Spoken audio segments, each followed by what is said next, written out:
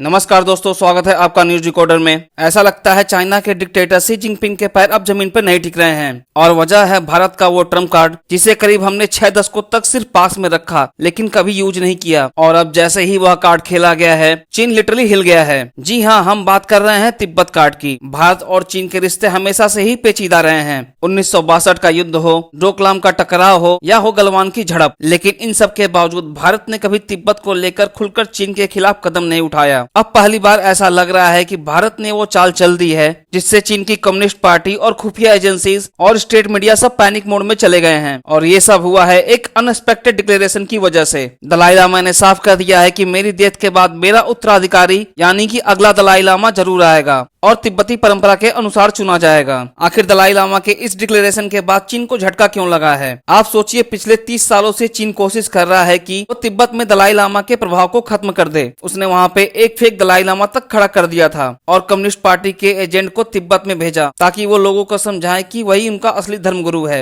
लेकिन तिब्बत के लोग हैं कि मानते ही नहीं। अब जब असली दलाई लामा यानी कि 14वें दलाई लामा जो भारत में एक्साइल में है, उन्होंने साफ कर दिया है कि उनका सक्सेसर जरूर आएगा, वो भी तिब्बती परंपराओं के मुताबिक। तो चीन की हालत और भी पतली हो गई है। दलाई लामा ने जो बात कही है उसका मतलब ये है कि अगला धर्मगुरु भारत, अमेरिका, यूरोप या दुनिया में से कहीं से भी हो सकता है, लेकिन वो चीन के कंट्रोल में नहीं होगा। यानी कि चाइना की कम्युनिस्ट पार्टी का प्लान पूरी तरह से फेल हो गया है। आपको बता दें, दलाई लामा की उम्र अब 90 साल हो चुकी है और चीन को सबसे बड़ा डर इसी बात का था कि उनके बाद कोई उनका सक्सेसर न आए जिससे तिब्बत की आजादी की मांग खुद ब खुद खत्म हो जाए। लेकिन अब दलाई लामा के इस बयान से पूरी गेम पलट गई है। भारत के लिए 21वीं सदी के लिए यह सबसे बड़ी डिप्लोमेटिक जीत है, क्योंकि अगर दलाई लामा का उत्तराधिकारी तिब्बती लोगों द्वारा चुना जाता है और वह भारत का समर्थक होता है तो तिब्बत की आजादी की चिंगारी फिर से जल उठेगी। अगर भारत इसी प्रोसेस को सही तरीके से मैनेज करता है तो वह चीन पर मानसिक, राजनीतिक और सांस्कृतिक दबाव बना सकता है, वो भी ऐसे मोर्चे पर जहां चीन बेहद कमजोर है। ने जो रिएक्शन दिया है वह भी काफी दिलचस्प है। बीजिंग ने कहा है कि जो भी अगला दलाई लामा होगा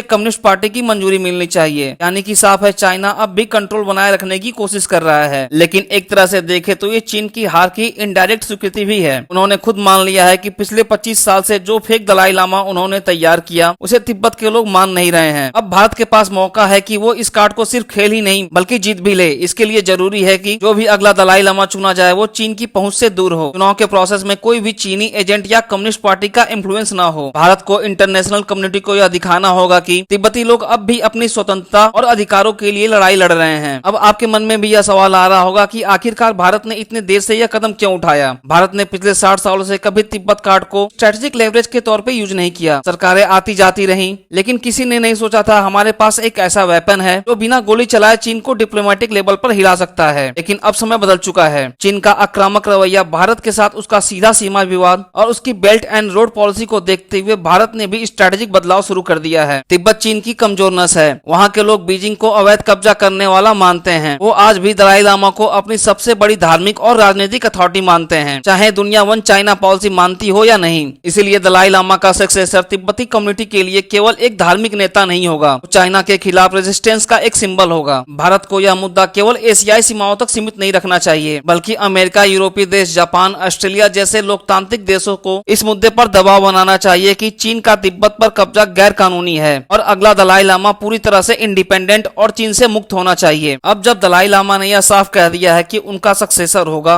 वो अभी तिब्बती परंपरा के अनुसार, तो यह भारत के लिए एक गोल्डन अपॉर्चुनिटी है। ये सिर्फ एक धार्मिक बयान नहीं बल्कि एक डिप्लोमेटिक वॉर की शुरुआत है। अगर भारत इस मौके का सही यूज करता है तो आने वाले समय में चीन को तिब्बत में फिर से वही परेशानी झेलनी पड़ेगी जैसे उसने 1950 के दशक में झेली थी। यह ट्रम्प कार्ड अब सिर्फ तिब्बत की आजादी का प्रतीक नहीं बल्कि चीन के विस्तारवादी नजरिए के खिलाफ भारत की सबसे बड़ी डिप्लोमेटिक चाल बन सकता है। हालांकि भारत के इस डिप्लोमेटिक मूव पर आपका क्या मानना है, कमेंट करके हमें बताएं।